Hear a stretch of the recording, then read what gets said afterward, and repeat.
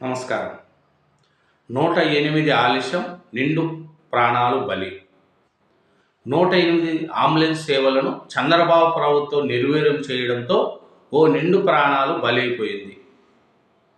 క్షేత్రఘాతుని ఆసుపత్రికి తరలించేందుకు 108 వాహనం కోసం ఫోన్ చేస్తే 40 నిమిషాలు ఆలస్యంగా రావడంతో క్షేత్రఘాతుడు చనిపోయిన దుర్ఘటన శ్రీకాకుళం జిల్లాలో జరిగింది అని ఉందండి ఒక ఆర్టికల్. కరెక్టే.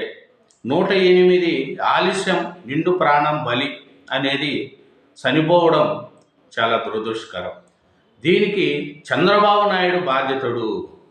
అంటే చంద్రబాబు నాయుడు బండి నడుపుకుంటూ 108 ఆలస్యంగా వచ్చినాడు కాబట్టి చంద్రబాబు నాయుడు ప్రభుత్వము నిర్వీర్యం చేసింది అని సాక్షి పేపర్లో రాశారు. ఏది జరిగినా సాక్షి పేపరు చంద్రబాబు నాయుడు గారిని దోషిగా పెడుతుంది. సాక్షి పేపర్ 108 లేటుగా రావడానికి చంద్రబాబు నాయుడు గారు కారణమా? ఒకవేళ డ్రైవర్ కారణం కావచ్చు, బండి కారణం కావచ్చు, ఇంకో కారణం కావచ్చు, కానీ అన్నిటికీ చంద్రబాబు నాయుడే. ఆసుపత్రుల్లో రోగి చనిపోయినా చంద్రబాబు నాయుడే.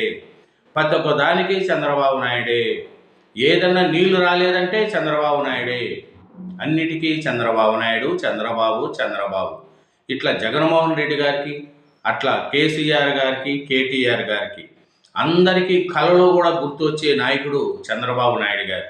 ప్రతి ఒక్క దానికి చంద్రబాబు నాయుడు గారు. ఇది ఎంతవరకు కరెక్టో ఆలోచించుకోండి. తెలంగాణ నమస్తే తెలంగాణ పేపర్ చూసుకుంటే చంద్రబాబు నాయుడు గారు నీళ్లు తీసుకుపోతున్నారు, ఆ నీళ్ళు ఎతకబోతున్నాడు, ఈ నీళ్ళు ఎతకబోతున్నారు, తెలంగాణకి ద్రోహం చేస్తున్నాడని నమస్తే తెలంగాణ పేపర్లో రాస్తారు. అదే సాక్షి పేపర్లో ఏది జరిగినా చంద్రబాబు నాయుడు. 108 అంబులెన్స్ లేటుగా వచ్చినా ఇది చంద్రబాబు నాయుడికే కారణం. పింఛన్లు అందలేదు ఒకరికన్నా చంద్రబాబు నాయుడే కారణం. ఆసుపత్రిలో కరెంటు పోయినా చంద్రబాబు నాయుడే కారణం. ఏది జరిగినా చంద్రబాబు నాయుడే కారణం.